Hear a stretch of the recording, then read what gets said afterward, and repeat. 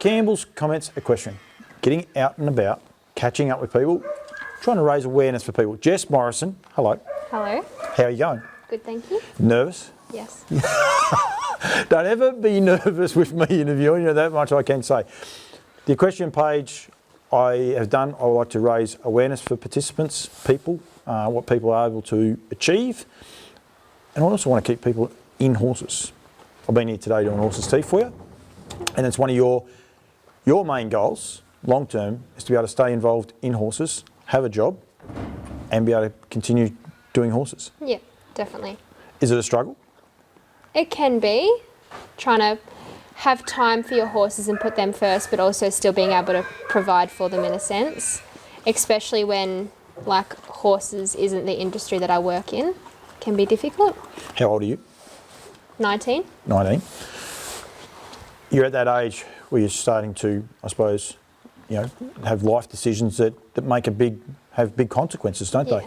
And the likes. Yeah. You currently work a job. It's not the job that you want to work, but it is a job that you work. And you were saying to me there before, the hours are great for you because you're home by 2 o'clock, so you've got plenty of time to do the horses. Yeah. You got to answer more questions than that. You're more talkative when I don't have the camera on you, but that's okay. But that is one of the struggles, isn't it? So you choose to work a job that you don't necessarily enjoy, but that way then you can come home and play with the horses. Yeah, like there's plenty of jobs that I would like to do that might be 9 to 5, but then that's something you've got to sacrifice is that time you get to put in with your horses. So I'd rather have a job that I don't enjoy as much and be able to come home and spend time with them than, work till 5 o'clock and come home and it's dark half the time. And especially this time of year. I mean, it's 4:30 and it's going to be dark in very, very quickly time here in central Victoria this time of year. Your horse background, Mum's always had horses. You're from a horse family? Yeah. So Mum grew up doing like mainly eventing and show jumping. And then she had a big break when she had me and my brothers. And then I got 2 Shetlands when I was 3. And then that kind of was just more of like a little hobby to the side. And then 4 years ago I got Alley Cat, who's been like my pride and joy ever since. And we do Pony Club, joined HRCAV, levelled up in about 6 months in that, so that was exciting. Do EA now as well. And then I just got Barney as an up and coming for me. You answered, so you've gone from one extreme to the other. You've answered every question, so that's right. Barney is off the track. Yeah. And we'll get to him in a minute and your goals as to where you want to go. Yeah. So you follow, like a lot of people do, you did the Pony Club, and then HRC is sort of in the middle of Pony Club and E8? It's more like for everyone of any age, any ability, but it's got a really good point system to it. So you actually, the more competitions you go to, the more higher placings you get, that allows you to move up. So I like it in the way that you're not going to be competing against people who have got a horse that does really well, but they're in level 5. You're actually competing against people who are at the same level as you. Similar level. Yeah. And then the EA, and that came about, I think, a little bit of Lauriston Park and the likes. But you developed a love of dressage. Yeah.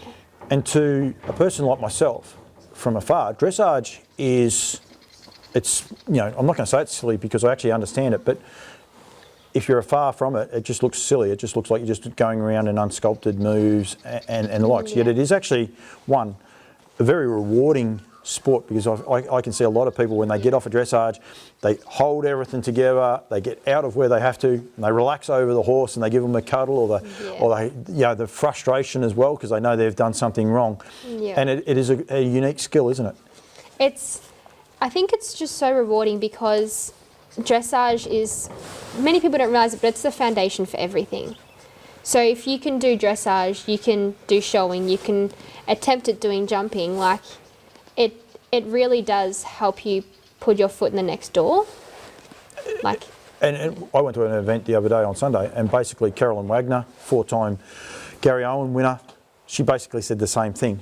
But they come together. Showing helps dressage, dressage helps showing. And from that, everything else goes from there. If you do a dressage, show jumping course, if you know how to do a flying change and your horse knows how to do a flying change, you'll actually cut a corner a lot easier than just trying to pull the handbrake and turn on a dime. So dressage is very, very important.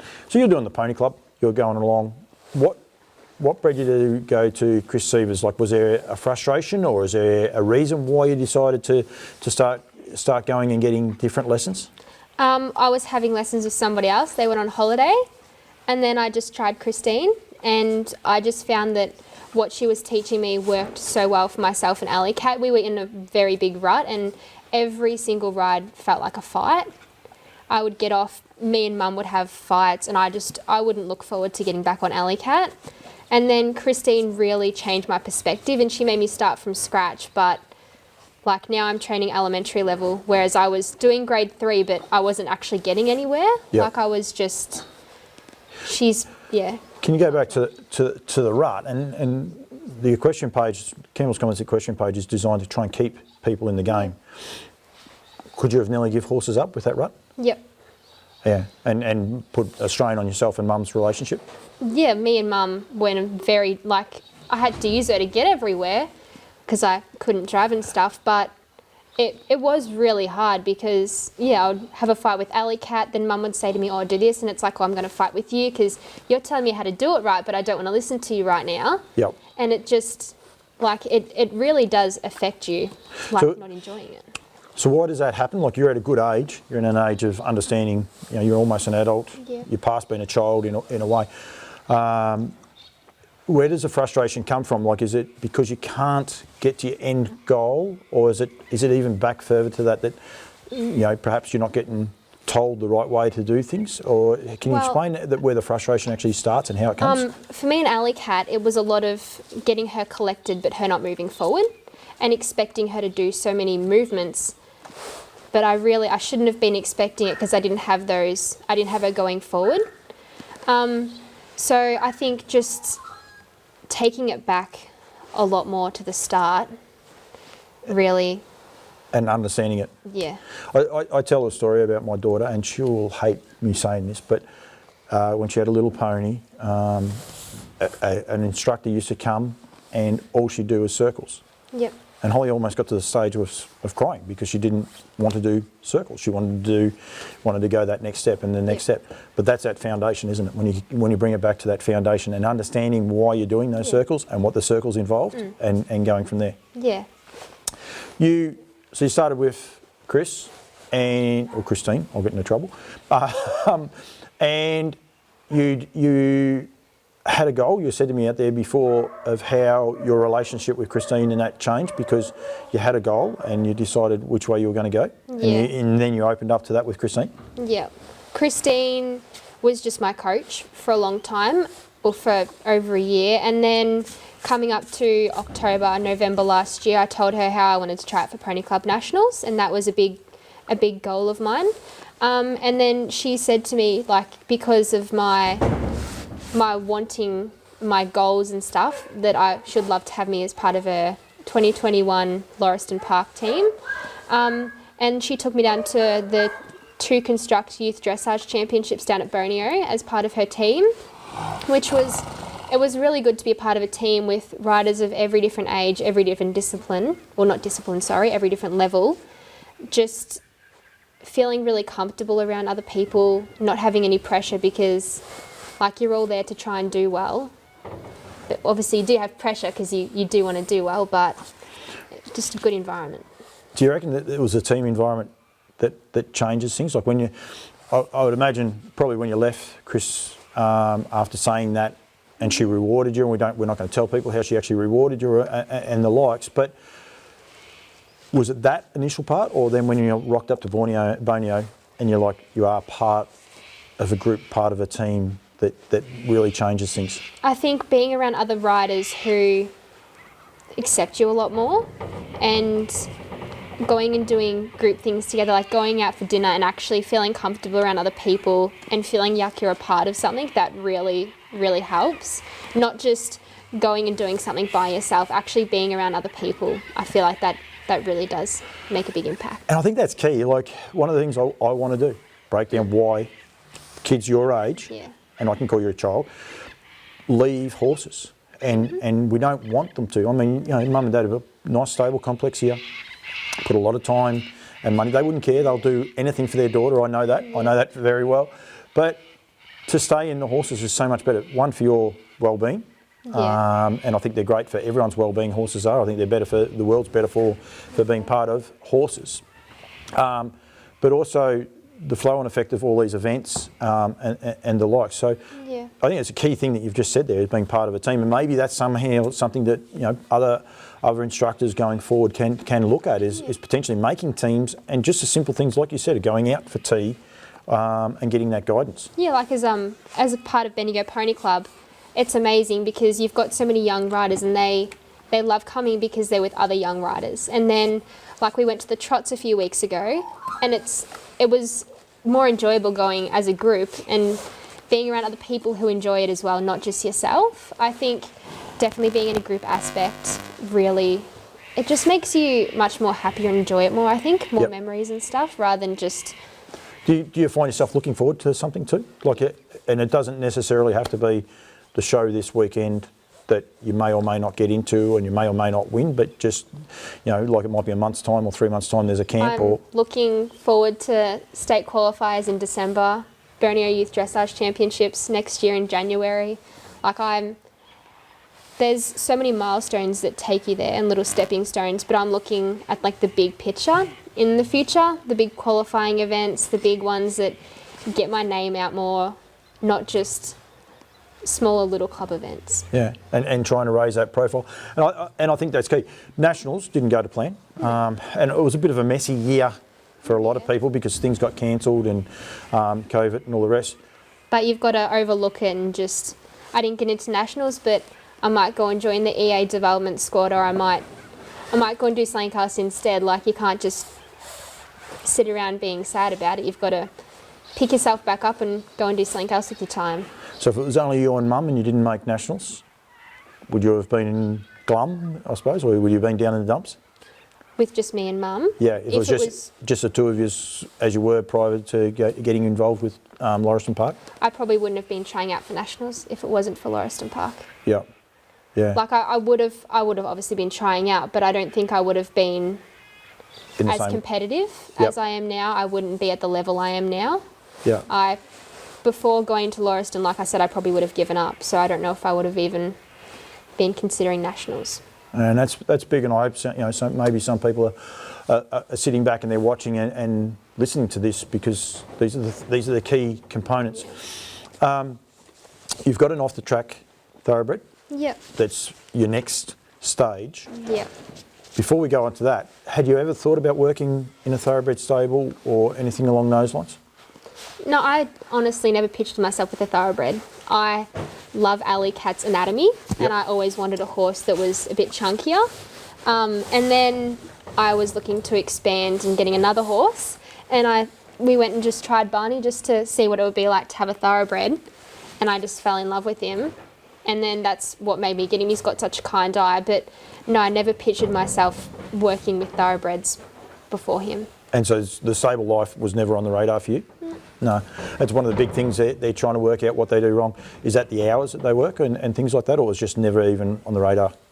To be honest, I like different type of horse completely. Like ones that put their head in a hay net and then say, "Oh, I'm blind, I can't see." Okay, Barney, is that his name? Yes. What are your goals? I want to take him to same competitions as Alley Cat. I want to take him to state qualifiers at the end of the year with him. Long term would probably be, well, I need to build him up a lot more first, but just to build a really good relationship with him, and then maybe get him up to elementary by next year, and then just keep on pushing more boundaries. If you weren't part of Lauriston Park, would you have tried the off the tracker? I'm not too sure. Probably not. Yeah. And I think, I think you've raised my eyes to one thing that's really changed, because my wife, anyone's wondering, is the DC of the Bendigo Pony Club and the likes. And she noticed a big change in you, and that was purely once you started going there and getting not just in yourself as you're riding, but also as you as a person, because you gained a lot of confidence, and you already had the Pony Club, I suppose, camaraderie or friendship, if you like. Yeah. But it was that next level that you like, and so effectively you've got one group here and one group there. One group meets once a month. If you meet with the other group once a month, At least that's Yeah. twice a month that you're meeting, and I think that's key. That I think a lot of people probably could take a bit out of. Pony Club is extremely good. Like I love everybody at Pony Club, and I enjoy going every month. I enjoy catching up with them outside of that as well. And it's really good to find out what instructors work for you, what activities you like. Like we did side saddle, we did vaulting, we do games, dressage, show jumping, cross country. And it's really good to find out what you like. But I think sometimes you've got to take that next step outside of Pony Club, which is what I did with going to Lauriston Park. I took that next step to have a bit more like personal time with an instructor rather than in a group situation at Pony Club. Yeah, and that is key. Is one of the stigmas with Pony Club is exactly that. It's Pony Club. You're a 19-year-old girl. Yeah. You go to you go out to a pub where you're allowed to drink alcohol and all the rest. And look, I can't tonight. I got Pony Club tomorrow. Is that potentially one of the stigmas behind it? A little bit, yeah. Yeah. You do get a little bit of shit from it from people, but like because of the fact it's pony. It's Pony Club. Yeah. It's not horse club or anything, but. When you turn around and you say, I've got an EA event tomorrow, they're like, I'm not going to ask what that is because I don't know. So it has that, so maybe that's another thing that they could definitely look at to make Pony Club more sexy, if you like, and make it more appealing to get more people in. Well, I think it is one of the problems that we are having. Pony Club numbers are dwindling all the time. Bendigo Pony Club numbers, they're down. We want more and more people so they can go to the trots, be part of it and be a team, but also steer you in the right direction. And it doesn't. This is not a plug for Lauriston Park. It doesn't have to be Lauriston Park. There's so many more people that instruct and teach out there. But to be able to, I want some of those people probably to learn what Christine does that really did work with you and potentially could work with a lot of other people going forward. Yeah, well, I think, like you said, Pony Club, it's even good for if you do get an off the track and you want to be able to take it to local competitions, get it out once a month and see who works for you, what's good in that aspect. And I think, like, I did learn a lot from instructors at Pony Club. I got taught privately by them outside of Pony Club as well. But when I did go to Christine, I think she just has, her horse is similar to mine. She's got a mare who's a bit chunkier. So she knows the on and off button with Alley Cat. And I think for a while there I was having lessons every fortnight. So she does get to know your horse a lot more rather than just the once a month stuff. But I think it's just a lot of, I don't know. It's just being part of a team and growing. Pony Club, did Christine come to Pony Club and give you the lessons? No, you come across her because your instructor was on holidays. Yep. A great way of meeting and all the rest. The other key part is though too is that people could say, right, well, we're going to go to Christine. It doesn't actually work that way because a lot of it is personal, and you guys have definitely, like, she opened her arms up to you, and you've said and it's really appealed to you, and that is one of the key parts about horses is there is so many other options as well. And again, that's what I'm trying to do is, I suppose, showcase to people that there is other ways that you can do what you love and how you love it. Yeah, like you look at Holly, and she might never think of going to Christine because she knows her flat work, but she wants to excel in jumping, so she'll pick over a jumping instructor. And then showing instructors might pick somebody who's had a showing background, and like everybody picks instructors based on where they've been, what they've done, because you're not going to pay somebody who's got no qualifications or been nowhere. So I think it is a lot about like what they've achieved in their life, as well as just finding like a really mutual friendship. Yeah, friendship. Yeah. It is a friendship, isn't it? Yeah. You try not to say it, but it is. And I think the other part of that is too. And I'm sure if you ask Chris Sievers, she'll tell you she had 4 or 5 instructors probably before she found the right one. Yeah, she still gets she still gets taught now. Yeah. As everybody does. You've still got to be expanding your knowledge. You can't expect to know everything, can you? No, especially if a horse eats your hat, you're in all sorts of trouble. Better than eating my microphone, though. But I think one of the other parts of that, though, is that an instructor will accept the fact that you're going to ask someone else for lessons purely because there could be a personal difference. You're not getting what you want. Don't walk away from the game just because you're with one instructor and it's not working. And that's nearly what happened to you guys. Yeah. So I think that's key. Thank you, Jess. I've enjoyed it. We've even given Marie a plug, so that's half a battle. This horse is going to be blind in a minute. There's no worries there. But I appreciate it. You're very honest. I think you're at that age that we need to keep you in the game. We need to keep you winning. Yeah. Would more competitions be better, or does that? It's not always the way. Sometimes the rewards are just the actual riding. I think it's good getting out and about and competing, but I think rewards the best thing. I know that when I had a lesson on Wednesday night, I learned a lot about alley cat, just doing new movements, more lateral stuff, and I think that would be more of a reward than going and winning a competition at the moment. Yeah. Good answer. Jess Morrison, thank you very much. That's right, thank you.